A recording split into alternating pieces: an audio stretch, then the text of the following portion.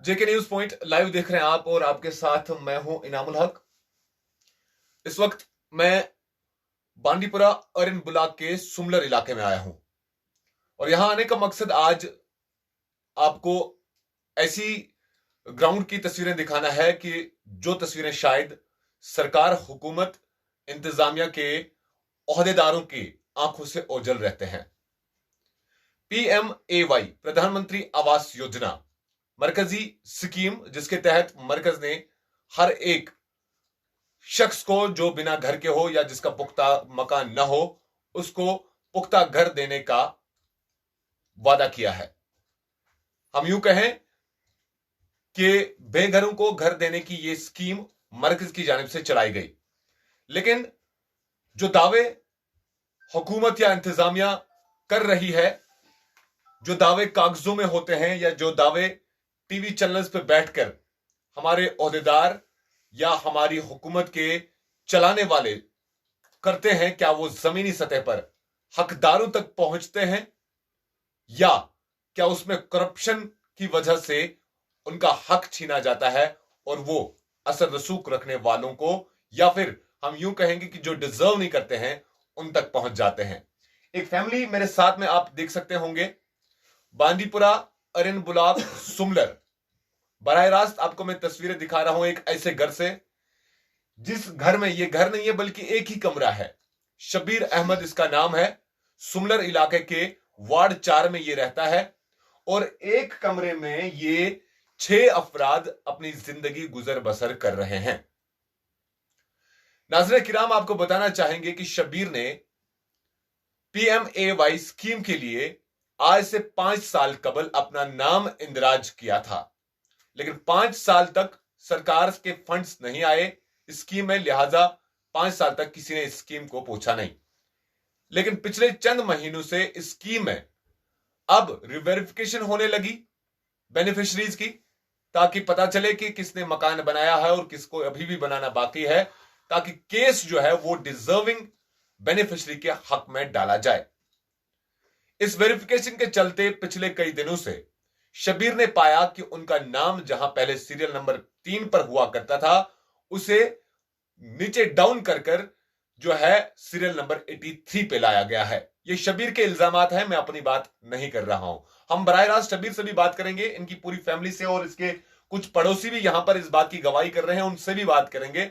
लेकिन जिस तरह के इल्जामात शबीर लगा रहा है, इस तरह के इल्जामात और भी कई लोग लगा रहे हैं कि जमीनी सतह पर ये जो बेनिफिशरीज होते हैं, जो रियल बेनिफिशरीज, डिजर्विंग बेनिफिशरीज होते हैं, उन तक सरकार की ये स्कीम नहीं पहुंच जाती है, क्योंकि करप्शन इतना ज्यादा बढ़ गया है आजकल कि हकदार को अपना हक मिलता ही नहीं है, और अगर उसे मिलेगा भी उसे अपना हक पैसे देकर, घूस देकर, रिश्वत देकर हासिल करना पड़ता है, नहीं तो असर रसूख रखने वाले लोग उस हक को भी दबा ले जाते हैं।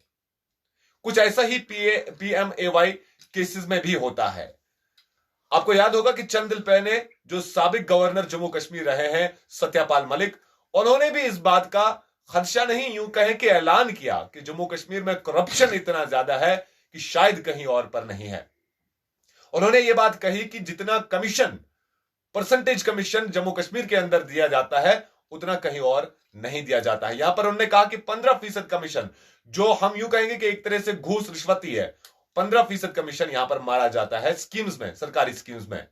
अब भला एक गरीब शख्स जो अपने 4 बच्चों को लेकर, अपने अहल को लेकर पूरी जिंदगी एक कमरे में गुजारी हो या गुजार रहा हो, वो कमीशन कहां से लाए, वो घूस कहां से लाए, और इन रिश्वतखोरों को, घूसखोरों को घूस खिलाकर अपने लिए पुख्ता घर बनाए।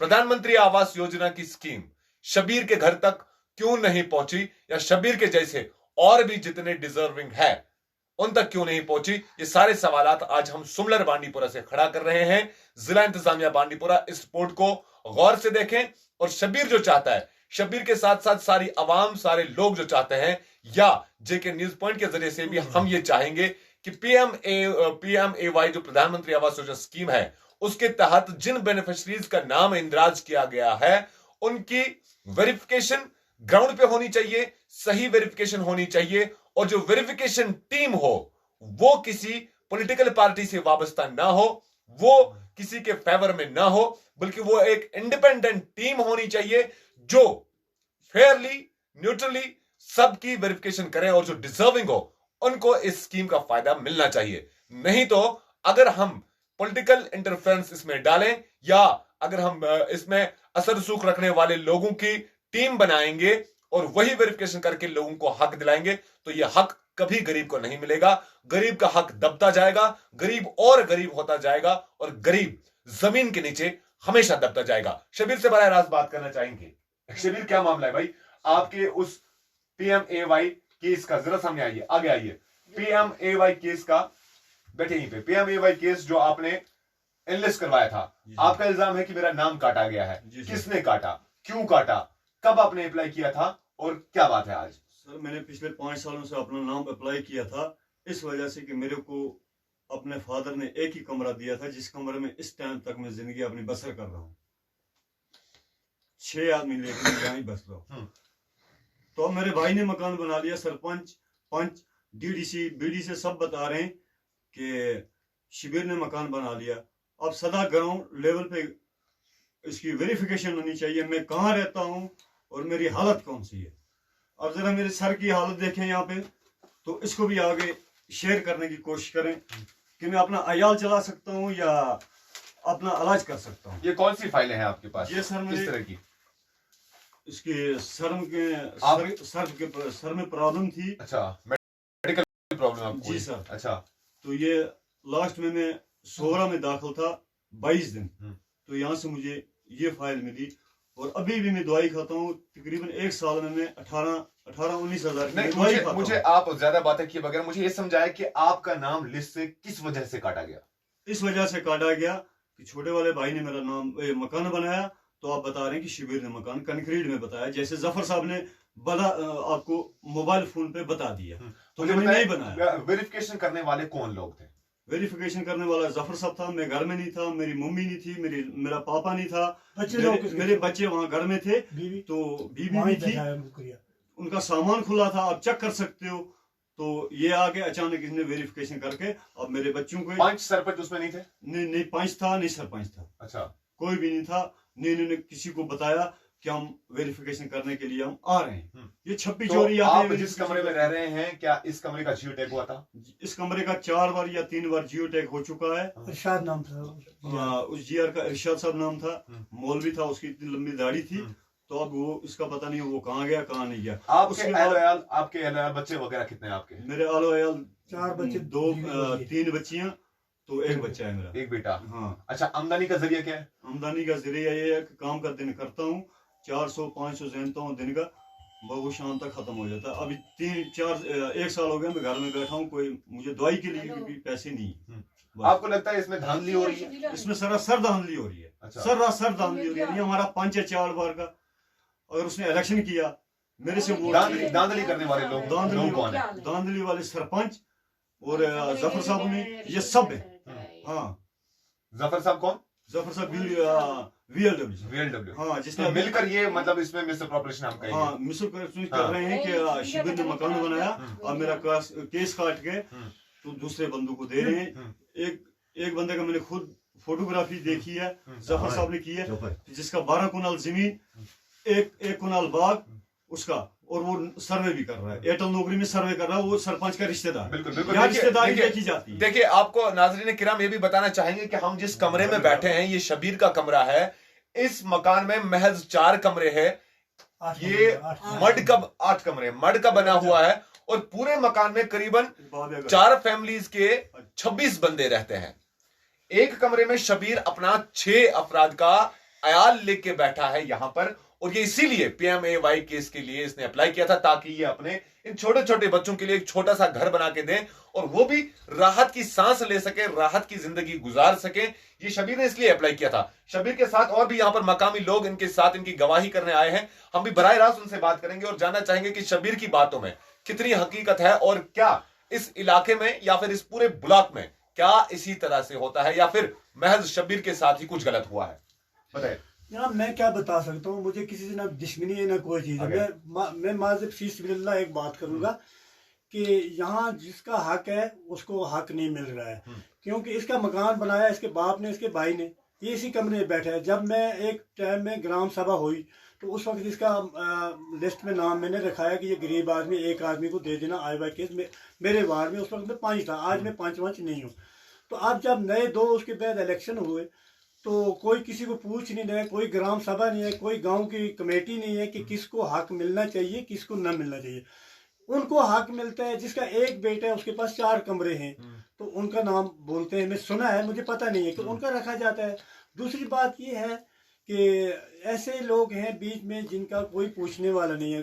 कम से कम इस चीज़ की ज़मीनी सतह पर जैसे मरकज़ गवर्नमेंट ने रखा है या औकाफ ने रखा है, मतलब अफसरों ने रखा है, डीसी साहब है, कोई भी है या कोई भी डिपार्टमेंट है, रखते हैं कि हम गरीबों तक पहुँचते हैं। इसमें एक टीम भेजा जाए तो साथ में जो अच्छे आदमी हैं वो बात करें, वो जाकर देखें कौन आदमी घर से बाहर निकालना है, उसको मकान बनाने की जरूरत है या नहीं है, कौन नहीं है उसको ये केस दिया जाए। जिसका हक नहीं बनता है कि ये बोलते हैं कि जिसका मतलब बात करने वाला है, जिसकी कोई चीज़ भी है उसको मिल सकता है। यहाँ तो बिल्कुल जब से ये सरपंची राज आया है तब से 10 साल से पहले तब से ये दामली यहाँ चलती रही है। यहाँ तो कमीशन 20% कोई भी काम करो 20% इसमें खर्चा होता है। अच्छा। हर एक काम में होता है, मैं प्रूफ करके ब्लॉक के कामों में 20% कमीशन 20% कमीशन खर्चा होती है। कौन मार रहा है ये कमीशन? ये तो डिपार्टमेंट बगैर बीडीओ साहब को पता नहीं चलता। इसमें हर एक आदमी है जो 20% से ऊपर कर देता है, चाहे पानी से लेकर बल्कि 25% भी। मतलब आप किन लोगों के ऊपर इल्जाम लगा रहे हैं? जेईज, वीएलडब्ल्यूज वगैरह, ये सब लोग लेते हैं, ये सब लोग लेते हैं। सरपंच वगैरह कौन कमीशन मार रहा है? सरपंच, ये जो आज का सरपंच है इसने 1 रुपया मेरे सामने ना किसी से खाया है ना मैंने देखा है इसको, लेकिन जो उससे पहले सरपंच वगैरह लेकर ये सब मिलकर, क्या पता ये सरपंच मिला हो या ना मिला हो, मेरे सामने किसी का पैसा इसने खाया नहीं है, मैं क्या प्रूफ दूं। लेकिन 20% मेरे सामने खड़ा हो जाए कोई भी डिपार्टमेंट का आदमी 20% ये कमीशन अपनी लेते, 20 के बजाय बल्कि 25। और मेन बात ये है कि ग्राउंड लेवल पर बात नहीं होती, ये साइड में जितना भी काम होता है हमारे से साइड में होता है, क्योंकि गांव वाले 10 आदमी बैठे किस इलाके में रास्ता बनाना है, किस इलाके में रोड बनानी है, किस इलाके में क्या खर्चा होता है, कौन गरीब है। अच्छा, आपके इस पूरे एरिया में हम बिल्कुल मुख्तसर बात करेंगे, पूरे इस एरिया में कितने ऐसे लोग होंगे जो हकदार हैं, जो वाकई हक रखते हैं मकान बनाने का या इस पीएमएवाई स्कीम का? ऐसे कितने लोग होंगे जिन्हें लिस्ट से या तो ड्रॉप किया जाता है, छोड़ दिया जाता है, या जिनका असर रसूख नहीं है, उन बेचारों को कोई पूछता नहीं? हाँ बिल्कुल। जब अगर गवर्नमेंट या मरकज गवर्नमेंट कहती है कि एक मकान में या मतलब 4 कमरे में 4 घर 4 भाई बैठे हैं फैमिली वाले, उनमें से कम 2 को आउट कर दो बाहर, उनकी वेरिफिकेशन अगर किया जाएगी, कम से कम मेरे ख्याल में 50-60 आदमी हैं जो मतलब 50-60 घर मकान है जिनमें ऐसे लोग हैं बाहर, एक मकान में 4 और आ जाए मेरे साथ। दूसरी मतलब इरन ब्लॉक के डिपार्टमेंट के आदमी ना आए, दूसरी किसी डिपार्टमेंट से आ जाए, वो मेरे साथ आए, औकाफ कमेटी के सदर को उठाएं और 4 आदमी दूसरे भी उठाएं, पूरे गांव में वेरिफिकेशन करके मैं दिखाऊंगा कौन लोग बाहर रखने के लोग हैं, कौन लोग जगह के। तो नाज़रीन किराम, ये थे इनके मकामी लोग जो शबीर के इस केस की गवाही कर रहे हैं। अब खाली शबीर की बात नहीं है, हमने कई ऐसे लोगों से सुना है कि इसमें असर रसूख चलता है, इसमें पैसा चलता है और तब जाके ये केसेस बेनिफिशरीज को दिए जाते हैं। अब सवाल ये है कि क्यों ना इंतजामिया या सरकार एक इंडिपेंडेंट टीम बनाए जो आजादाना हो, जिसका किसी के साथ कोई ताल्लुक ना हो, जो पॉलिटिकल बेस्ड ना हो, जिसमें पॉलिटिकल इंटरफेरेंस ना हो, या जो रिश्वत या घूसखोरी के हम यूं कहेंगे कि घूसखोर ना हो। ऐसे इंडिपेंडेंट टीम को डिस्ट्रिक्ट लेवल पे बनाकर 1-2 टीमें या 2-4 टीमें बनाकर क्यों नहीं इन केसेस की वेरिफिकेशन की जाएगी और हकदार तक अपना हक पहुंच जाएगा। और क्यों सरकार की इन स्कीमों का फायदा असर रसूख रखने वाले लोग उठाते हैं, क्यों गरीब और गरीब होता जा रहा है, क्यों हकदार को हक नहीं मिलता। ये कई सारे सवालात आज हम बांडीपुरा के सुमलर इलाके से उठा रहे हैं, जिसके जवाबात हम तलब करना चाहेंगे जिला इंतजामिया से। आइंदा चंद दिनों में हम देखना चाहेंगे कि क्या जिला इंतजामिया इस पर संजीदा होती है और क्या इन पूरे पीएमएवाई केसेस में वेरिफिकेशन होती है, ग्राउंड वेरिफिकेशन, रियल वेरिफिकेशन होती है, और क्या हकदार को हक मिलता है, या आज भी हम जिस तरह से देखते आए हैं कि असर रसूख रखने वाले या रिश्वतखोर या रिश्वत देने वाले लोगों का ही बोलबाला होगा। ये देखने वाली बात होगी। जेके न्यूज पॉइंट के साथ बनने के लिए आपका बहुत बहुत शुक्रिया।